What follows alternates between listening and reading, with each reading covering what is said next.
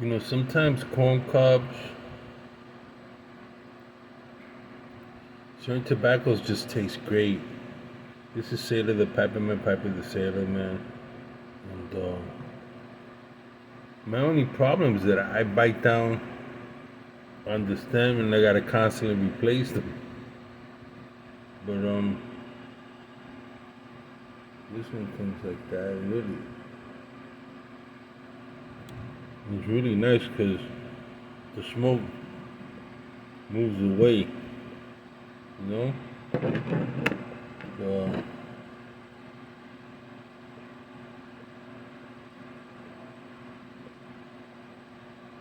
you know, my uncle died in 1983.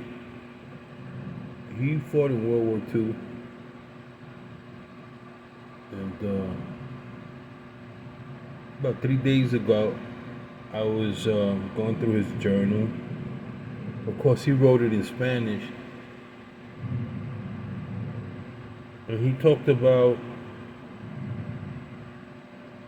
right after, just before the war, and then he talks right after the war. Before the war, he was a merchant marine delivering raw materials to England. And at that time, just prior to the U.S. entering World War II, they were supplying the English with material goods and food and what have you. And his supply vessel got hit by a torpedo. He found himself on a raft with two other people. He said Navy regulation stipulates now that you have to swim 250 yards away from a ship sinking. That's what I was told. I've never been in a sunken ship, a ship that's sinking, but when the ship goes down, it pulls you down with it. And so my uncle was an excellent swimmer. He was able to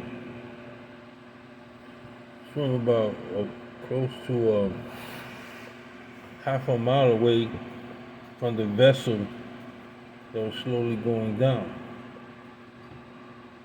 And him and another cook were able to get a raft or something. I think it was a raft. According to the words, it was a rubber raft in Spanish. He was afloat close to a week. He said the nights were so cold, the seas were so rough,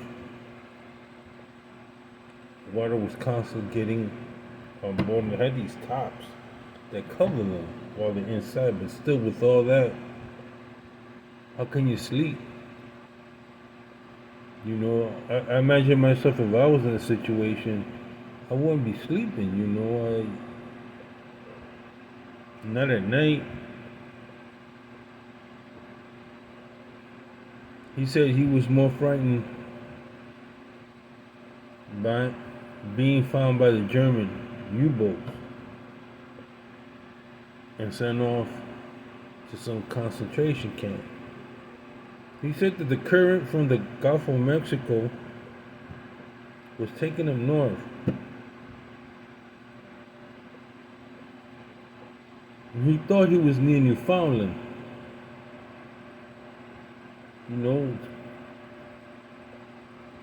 He had done a lot of fishing up in Maine. And he thought by the way the tide and the currents and all that stuff, he said he thought he was in somewhere close to Greenland, but he wasn't. You see, he was never a religious man or anything like that. Didn't want to hear about it. Didn't. I mean, he wasn't. It wasn't that he didn't believe in God, but religion really like rubbed him the wrong way. He said they were running out of water. They were sick, hungry.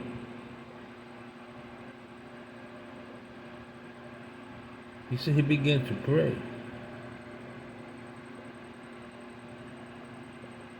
He said it got so foggy. And it was like mist, cloud, mist on the water. He couldn't see much, but he noticed that the tide had changed. The current had changed.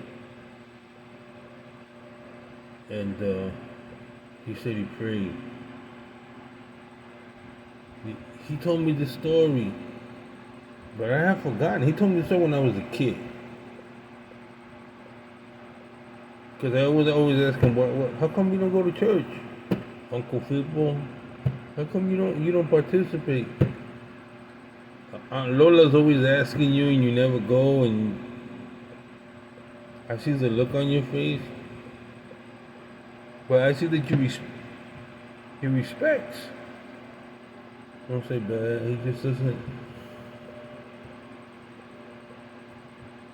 He saw a lot of people die. Because after that he enlisted. But the story goes it was dark night. He said he began to pray. He thought he was going to die. You know? And he said in the middle of the prayer, as he was at the end of the prayer, the Our Father, he said he looked up ahead. All of a sudden, it was like a spotlight was turned on him. And the clouds moved away. And it was like some kind of Irish trolley or something like that. He says he thought it was an Irish fishing boat. I'm wondering what the hell the Irish fishing in the middle of a war when it had this light on. Maybe it was a whale or something.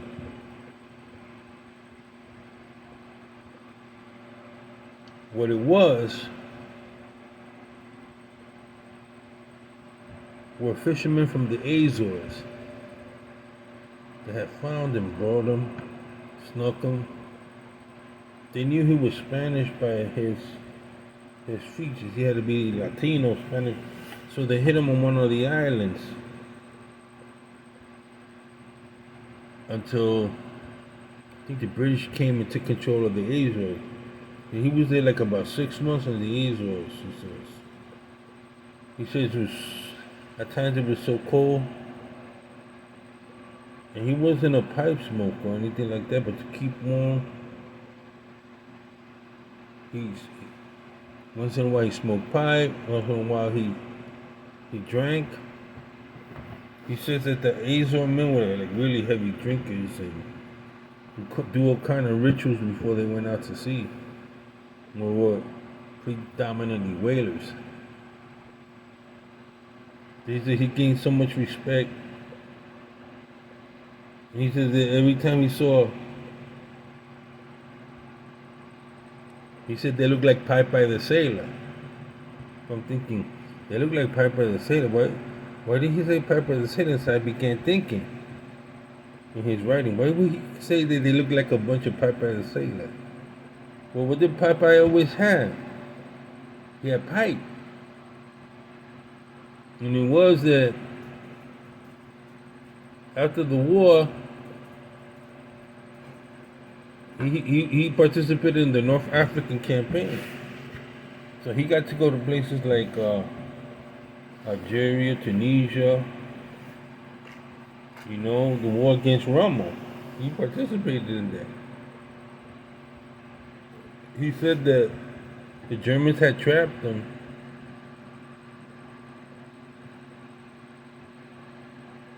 I think it was in Tripoli or something like that. They were trapped. And they were able to go deep into the desert and outmaneuver Rommel. And I finally saw years ago the North African campaign documentary, and just like what he said. And so Uncle Fimbo brought back all kinds of stuff from the war, and I remember seen all kind of pipes. I don't really know what he did with them, but the ones that I saw in his drawer that he kept and didn't give away was these bad boys here. He said, "These remind me of the men that picked me up, the Popeye men, Popeye, the sailor men from the island of the Azores." He wrote that in his journal. Popeye of the Azores picked him up to keep warm. He wrote, "He would smoke pipe and drink." And then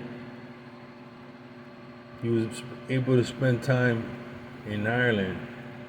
How he got to Ireland is a whole different story. That happened midway through the war. He went to Ireland. He said he had such a great time. The pub. He just couldn't understand how they can drink. And my uncle became a heavy drinker after the war. He says he just didn't know how they can drink that black beer. Guess he was referring to stout. Yeah, how can they drink that? Room temperature. He was a very brave man. He went from the North African campaign to actually making it to Auschwitz. And he got to see the horror of it all. He was like hell on earth. And for him, why would God allow such things to happen? He saw a lot of hunger. He saw the Germans. Well, you can imagine what the Germans did to other people and how the Americans treated the Germans. He just couldn't understand. But he always, a lot of pipe smoking. Good old Popeye, the sailor, pipes, the men from the Azores.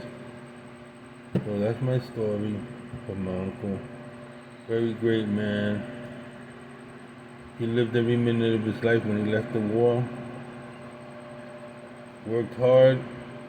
Fridays and Saturdays and Sundays was a huge party all the time in his home. Invite all the friends, all his friends would come. And he says, this is the way we did it in England. This is the way when we were getting bombed. He was in England during the campaign. I mean, he saw all facets of the war. And he has a great story. He loved, he had copies of the swing band music because it reminded him of that era. He loved Glenn Miller. And he used to always watch the Joe Franklin show.